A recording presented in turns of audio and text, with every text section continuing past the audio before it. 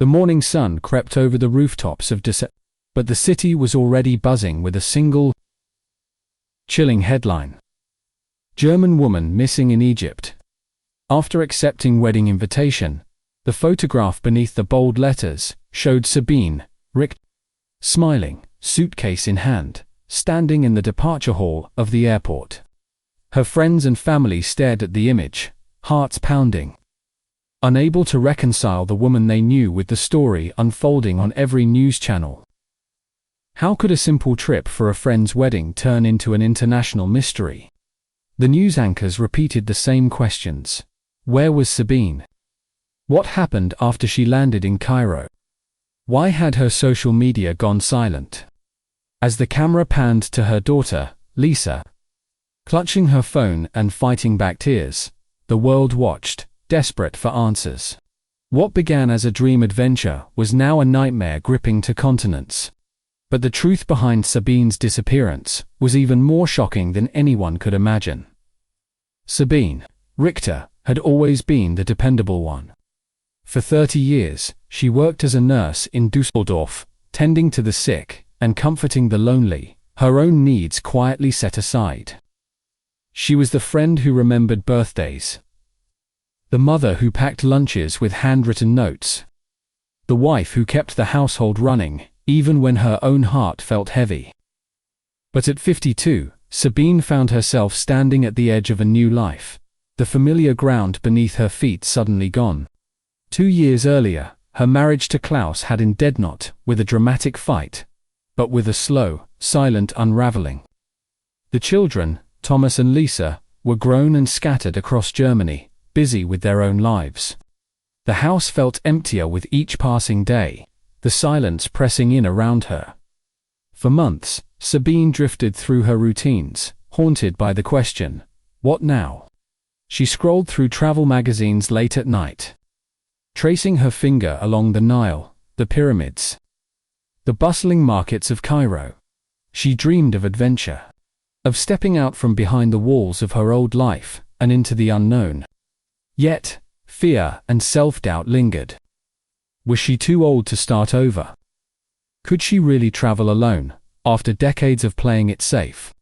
Her friends offered encouragement, but also warnings. You deserve to see the world, Petra insisted over coffee. But be careful, Sabine. The world isn't always kind. Still, the longing grew. She joined online groups for women travelers, reading stories of others who had found new purpose after heartbreak. Each post was a spark, igniting hope that maybe, just maybe, she could do the same. The idea of a solo journey became more than a fantasy, it became a lifeline. Sabine wanted to prove to herself that she was more than her past, more than her fears. She wanted to feel alive again, to fill her days with color and possibility. The world was waiting, and for the first time in years, Sabine was ready to answer its call. It started with a simple message in a Facebook group for German women interested in travel. Hello Sabine. I saw your post about wanting to visit Egypt. I'm Fatima, a tour guide in Cairo. If you ever come, I'd love to show you the real Egypt. The words glowed on Sabine's screen, a lifeline thrown across continents. Fatima's profile was filled with Fatisha, laughing with tourists at the pyramids, sipping tea in bustling markets, always surrounded by friends. She seemed warm, genuine, and eager to connect. Sabine hesitated at first, but curiosity won out. She replied, and soon their messages became a daily ritual. Fatima's charm was effortless. She asked about Sabine's life, her work as a nurse, her favorite places in Germany. She shared stories of her own family, her dreams of building a business that helped women travelers feel safe and welcome in Egypt. The conversations felt easy, natural, and Sabine found herself opening up in ways she hadn't in years. When Fatima mentioned her cousin Ahmed's upcoming wedding in Luxor, Sabine's heart leaped. It's a traditional 3-day celebration, Fatima wrote. Not something tourists usually see. My family would be honored if you joined us. You'd be like a sister. The invitation was intoxicating. Sabine imagined herself in a swirl of color and music, tasting new foods, dancing under desert stars. Fatima promised to handle everything: airport pickup, a room in the family home, even a guided tour of ancient sites. You won't have to worry about a thing, she assured. You'll be safe with us. Sabine's friends were divided. Petra was thrilled, urging her to seize the chance. Ingrid, ever cautious, raised an eyebrow. You barely know this woman. Are you sure it's safe? Sabine brushed off the concern, swept up in the excitement.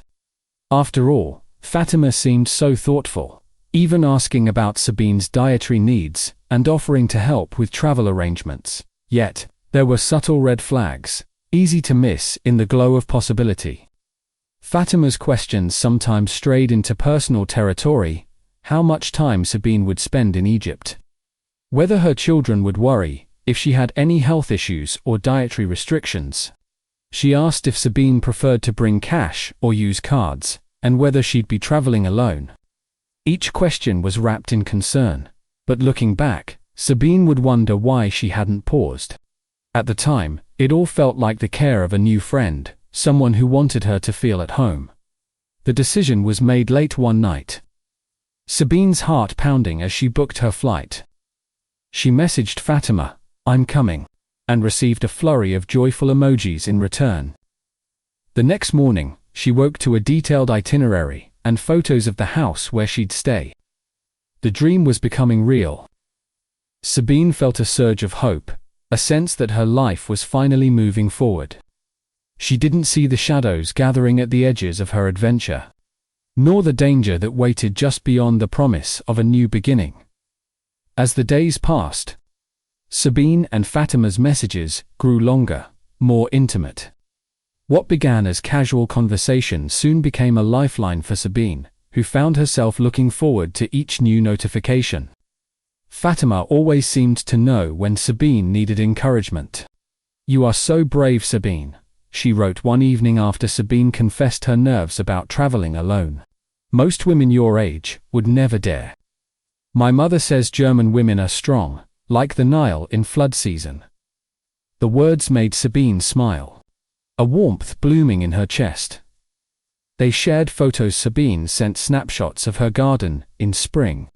Fatima replied with images of her family's courtyard, sunlight filtering through palm leaves. Fatima asked about Sabine's children, her favorite memories from nursing, even her dreams for the future. "I want to see the world," Sabine admitted late one night, her fingers trembling as she typed. "I want to feel alive again." Fatima's reply was instant. "Egypt will heal your heart. Here, you will find family and adventure. I promise." The conversations became a safe space, a place where Sabine could confess her loneliness and fears without judgment. Fatima listened, always responding with empathy and gentle advice. "You deserve happiness," she insisted. "You have given so much to others. Now it's your turn." Sabine felt seen in a way she hadn't in years. She began to trust Fatima, sharing details she rarely voiced aloud: her worries about aging, her regrets, her hopes for a second chance. Occasionally, Fatima's questions grew more personal. "Will your children worry if you are offline for a few days?" she asked. "Do you have someone who checks on you at home?" Sabine, flattered by the concern, answered honestly, "No, they're busy with their own lives. I told them I want to disconnect and really experience Egypt." Fatima reassured her, "That's the best way. Sometimes, you have to let go to find yourself." Sabine's friends noticed the change. She was lighter, more hopeful, her laughter returning. She spoke of Fatima as if she were an old friend, someone who understood her in ways others could not. The trust between them deepened, each message weaving a tighter bond.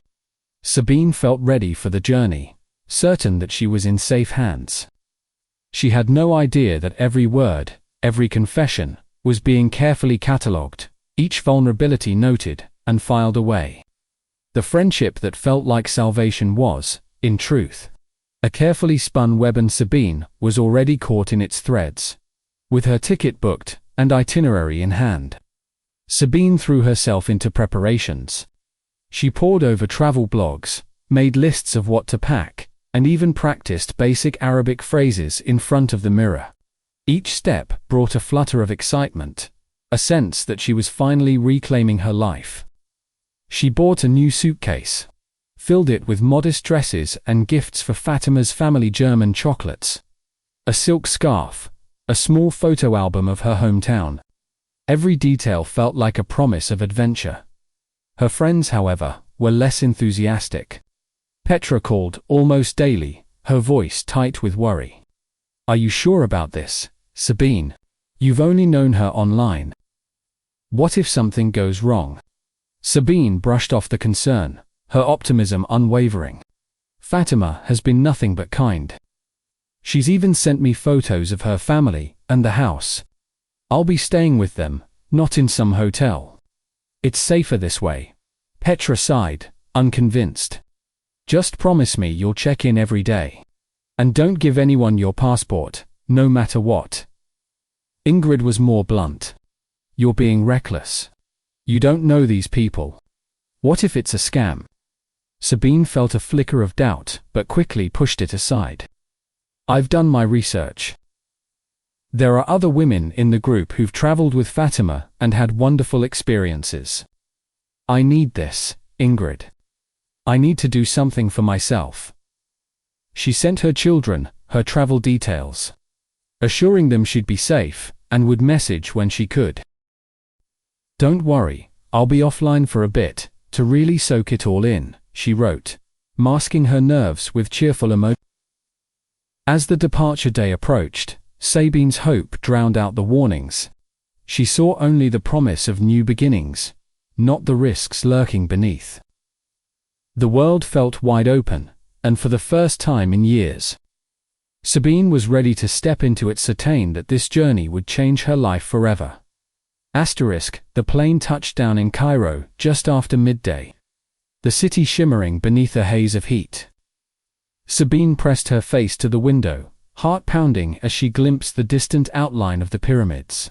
The airport was a whirlwind of languages, colors, and unfamiliar sense-pisses. Diesel.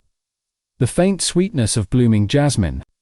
She clutched her bag tightly, nerves and excitement warring inside her as she navigated the crowded arrivals hall.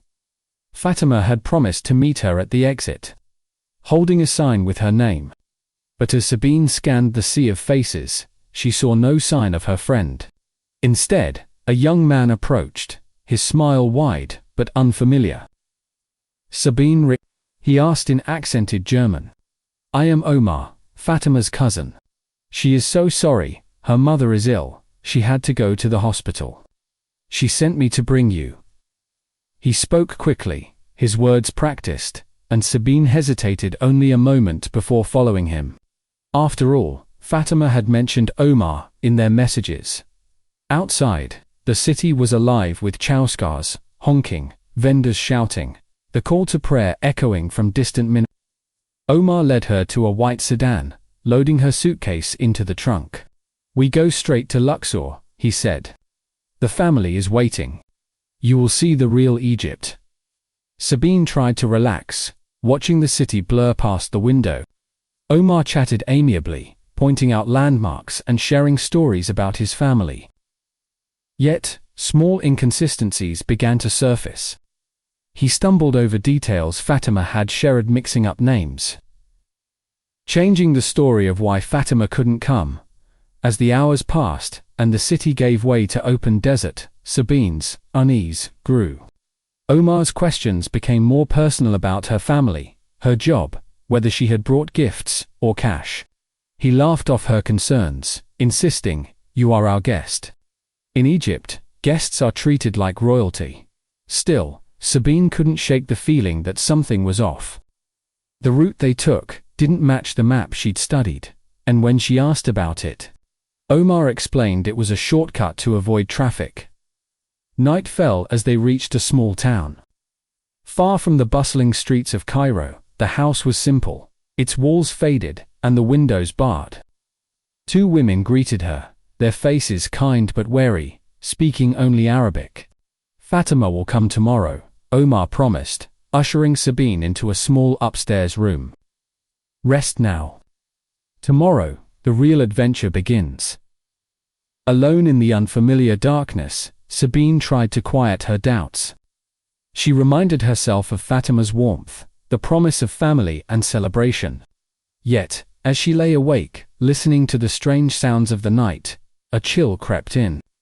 The adventure she had dreamed of was already beginning to feel like something else, entirely.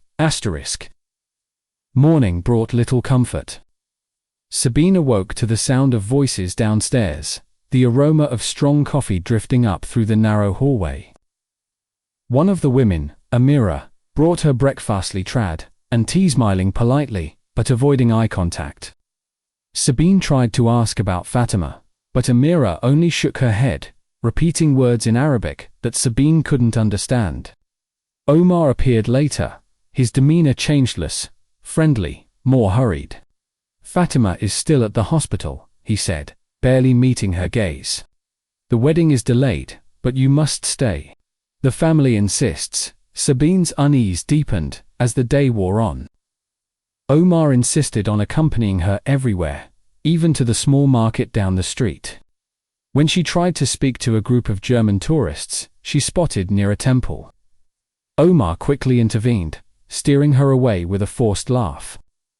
"Not everyone is trustworthy here," he warned. "You are safer with us."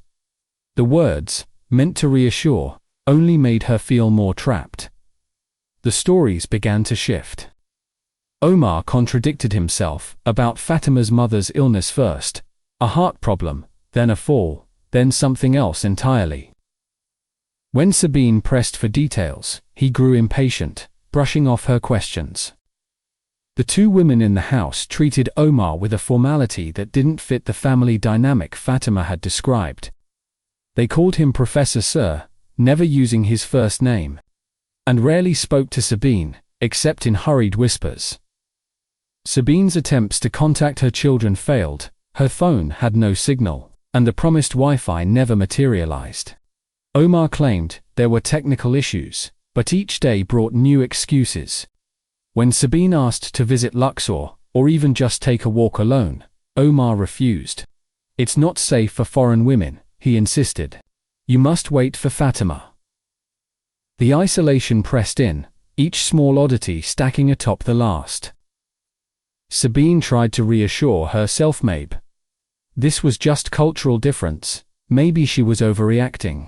But the sense of unease grew impossible to ignore. She began to realize that the warmth and openness she'd felt online had vanished, replaced by a cold, watchful silence. She was a guest in name only, her world shrinking to the four walls of a locked room. But she had no idea what was coming next to truth that would shatter every illusion she still clung to. The days blurred together, each one marked by a growing sense of dread. Sabine's phone, once her lifeline to the outside world, now sat useless in her bag. No signal, no Wi-Fi, no way to reach her children or friends. She asked Omar again and again about the connection, but he only shrugged, offering vague promises that it would be fixed soon. The excuses grew thinner, and Sabine's patience wore away, replaced by a gnawing fear she tried desperately to hide. On the third morning, Omar knocked on her door, his expression grave. "For your safety, I must keep your passport and money," he announced, holding out his hand. "It's not safe to carry them here. I will return them when you leave." Sabine hesitated, remembering Petra's warning, but Omar's insistence was unyielding. Reluctantly, she handed over her documents, telling herself it was just a precaution, that she was still in control. But as the door closed behind him, she felt a cold wave of regret. Her world shrank further. The women in the house became more distant, their kindness replaced by wary glances and hurried movements. Meals were brought to her room, and she was discouraged from leaving the house. When she tried to step outside, Omar appeared almost instantly, blocking her path with a forced smile. "It's not safe, Sabine. Please, stay inside. The family is worried about you." The words, once comforting, now sounded like a command. Sabine's questions about the wedding were met with silence or vague reassurances. "Soon," Omar would say, but the days passed with no sign of celebration, no music, no guests. The house felt less like a home and more like a cage. The barred window in her room, which she'd been told was for her safety, now seemed like a warning. She tried to keep herself busy, reading, writing in her journal. But the isolation was suffocating. One evening, Sabine overheard a conversation in the hallway. Omar's voice was low and urgent, speaking in rapid Arabic to someone on the phone. She caught only a few words: passport, money, German woman, but the tone was unmistakable. Fear settled in her stomach like a stone. She replayed every conversation with Fatima, every detail she'd shared about her life, her family, her finances. Had it all been a lie? The realization crept in slowly, then all at once. She was not a guest. She was not waiting for a wedding. She was a prisoner, her freedom stripped away, piece by piece. Panic threatened to overwhelm her, but she forced herself to think clearly. She tested the door lock, the window bar. She tried to reason with a mirror, pleading for help. But the woman only shook her head, eyes filled with pity and fear. Sabine's mind raced with questions. What did they want from her? Was it money, or something worse? She remembered Fatima's probing questions about her children, her finances, her plans. She realized, with a sickening clarity, that every answer had been a thread in a web designed to trap her. She was alone, far from home, with no one expecting to hear from her for days. That night, Sabine lay awake, listening to the sounds of the housed creak of footsteps, the murmur of voices, the distant hum of traffic. She tried to stay calm, to think of a way out, but the walls seemed to close in tighter with every passing hour. The hope that had carried her across continents was gone, replaced by a single desperate thought. She had to survive, no matter what it took. She had to find a way out of the darkness that had swallowed her dream. The truth came not with a dramatic confrontation, but in a quiet, chilling conversation that shattered any remaining illusions. On the fourth morning, Omar entered Sabine's room, his demeanor stripped of all pretense. He sat in the only chair, folding his hands, as if preparing for a business meeting. "Sabine," he began, his voice cold and measured, "there is no wedding. Fatima is not coming. In fact, Fatima does not exist." Sabine stared at him, the words refusing to make sense. "What are you talking about?" she managed, her voice trembling. Omar's eyes were flat, unfeeling. "I created Fatima's profile. I wrote every message. The photos were stolen from someone else's account. You are not the first woman to come here, and you will not be the last," he explained, almost clinically. How he and his associates targeted women like her, lonely, recently divorced, financially stable, looking for connection. The Facebook group was a hunting ground, the messages a carefully crafted trap. Sabine's world spun. Every moment of kindness, every word of comfort, every promise of family and belonging had been a calculated move. She felt exposed, foolish, and utterly betrayed. "Why?" she whispered, tears stinging her eyes. Omar shrugged. "At first, we just wanted your money. But there are men here who pay well for women like you. Older, foreign, with no one expecting them home soon. You will be sold to someone who wants a companion, a nurse, a wife. You said yourself you were lonely. Here, you will be needed." The horror of his words settled over her like a shroud. Sabine tried to protest, to appeal to his humanity, but Omar was unmoved. "Your children think you're on vacation. Your friends aren't expecting to hear from you. No one is coming. He recited details of her life, her children's names, her inheritance, her routines in Dusseldorf, a reminder of how thoroughly she had been studied and targeted. The psychological impact was devastating. Sabine's trust, her hope, her belief in the goodness of others had been weaponized against her. She felt stripped of her dignity, her autonomy, her very sense of self. The room seemed to shrink, the air thick with despair. She realized she was not just a victim of a scam, but a pawn in a network that saw her as nothing more than a commodity. Omar stood to leave, pausing at the door. Someone will come for you soon. Be ready. The finality in his voice left no room for hope. Alone, Sabine wept not just for herself, but for every woman who had been lured by the same promises, every dream that had been twisted into a nightmare. The truth was out, and it was more terrifying than anything she could have imagined. Sabine's world had collapsed, but her will to survive flickered stubbornly in the darkness. She wiped her tears and forced herself to think. If she gave in to panic, she would be lost. She remembered her years as a nurse, how she'd calmed frightened patients, how she'd found solutions under pressure. Now, she needed that same strength for herself. She began to observe everything, searching for patterns and weaknesses. Amira, the older woman who brought her meals, seemed less hostile than the others. Sabine tried to connect, offering small smiles, saying shukran in Arabic, showing photos of her children. One afternoon, she pointed to Amira's phone and mimed a call. But Amira only shook her head, glancing nervously at the door. Still, Sabine sensed a flicker of sympathy. Sabine played the role of the compliant guest, never arguing, never raising her voice. She listened carefully to conversations in the hallway, picking up words in English and German. Passport, buyer, police. She realized that the women in the house were not truly family, but likely trapped themselves, forced to play their roles. This gave her hope.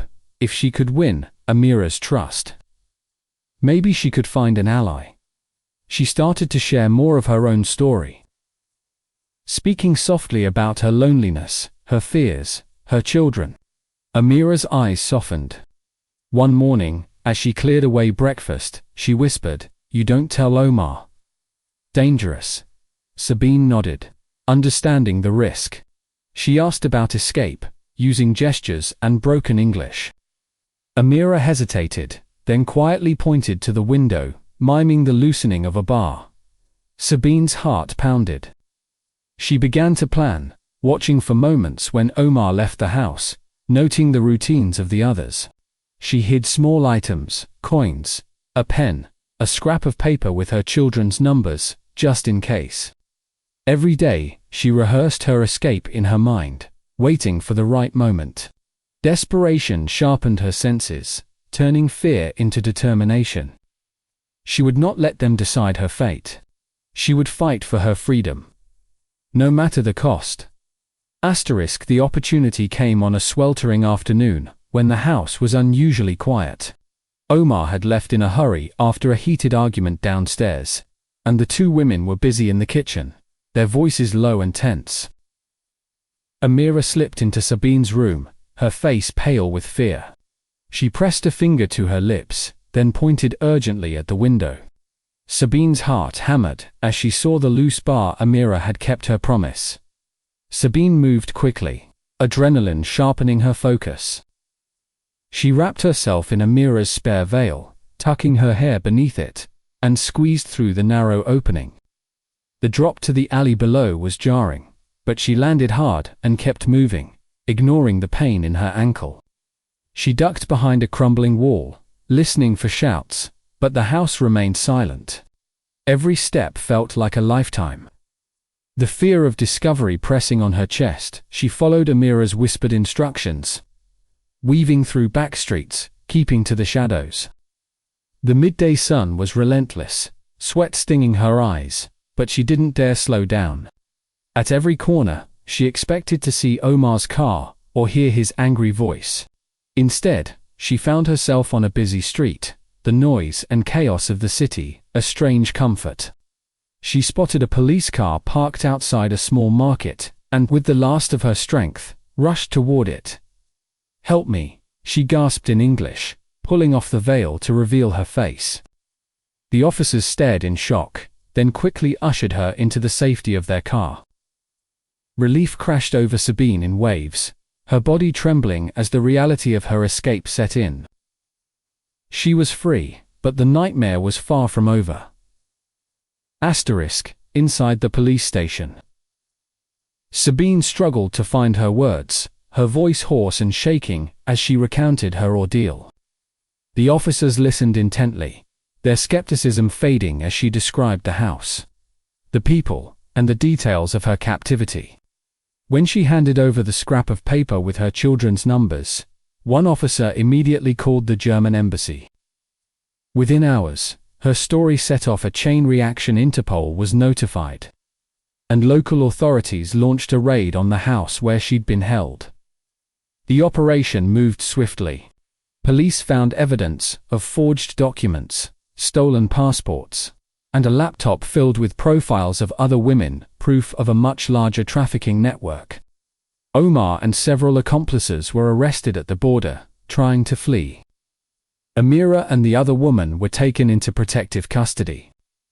Their roles as unwilling participants finally recognized, Sabine was taken to a hospital, where doctors treated her for dehydration and exhaustion. The embassy arranged for her to speak with her children, their voices breaking with relief and disbelief. News of her rescue spread quickly, the headlines now reading, "German woman escapes trafficking ring in Egypt." As investigators pieced together the network's operations, Sabine's testimony became the key to unraveling a criminal enterprise that had preyed on vulnerable women for years. The nightmare was ending, but the impact of her ordeal would linger long after the headlines faded. Returning to Germany. Sabine was greeted by her children and friends, their embraces fierce and tearful. The familiar sights of Düsseldorf felt surreal after months of fear and uncertainty. Recovery was slow. Sabine struggled with nightmares, anxiety, and the lingering sense of betrayal. Therapy sessions became a lifeline, helping her process the trauma and rebuild her confidence. She found solace in small routines, morning walks, coffee with Petra, tending her garden. Each day, she reclaimed a little more of herself. Meanwhile, the legal process unfolded. Omar and his accomplices faced trial in Egypt, charged with human trafficking, kidnapping, and fraud. Sabine's testimony, along with evidence seized from the house, led to convictions and lengthy prison sentences. Amira and the other woman were granted asylum in Germany. Their courage in helping Sabine recognized by both governments. The case sparked international attention, prompting new protocols for monitoring solo travelers and online groups targeting vulnerable women. Airlines and embassies updated their safety guidelines, and social media platforms began flagging suspicious activity more aggressively. Sabine was invited to speak at conferences and support groups, sharing her story to warn others. "Trust your instincts," she urged. "If something feels wrong, it probably is." Her ordeal became a catalyst for change, not just in her own life, but for countless others. Sabine's courage and resilience inspired new safeguards and a renewed commitment to protecting those most at risk. The scars remained, but so did her determination to ensure that no one else would fall into the same trap. Sabine's story is a stark reminder of how easily hope and loneliness can be manipulated by those with dark intentions. What began as a search for adventure and connection nearly cost her everything. Her journey from trust to terror, and finally to freedom, is not just a cautionary tale, it's a call to vigilance for anyone navigating the world of online relationships and solo travel. The dangers she faced were not the result of naivety. but of a genuine desire to believe in kindness and new beginnings.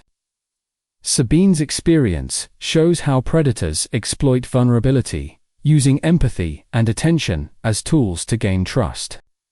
The red flags questions about her family, her finances, her plans were easy to overlook in the glow of newfound friendship. But in hindsight, each was a warning sign. A thread in a web designed to ensnare. For viewers, Sabine's ordeal offers practical lessons. Always be cautious with personal information online, no matter how friendly or genuine someone seems. Share your travel plans with multiple people, check in regularly, and never hand over your documents to anyone, even if they claim it's for your safety. Trust your instincts. If something feels off, don't ignore it. And remember, it's okay to say no, to ask questions, and to walk away from situations that make you uncomfortable. Yet, Sabine's story is also one of resilience and hope. Despite the trauma, she found the strength to escape, to seek help, and to rebuild her life. She turned her pain into purpose, helping others avoid the same fate. Her courage reminds us that even in the darkest moments, there is a way forward. By sharing her experience, Sabine has become a beacon for others, proving that survival is possible and that no one is ever truly alone.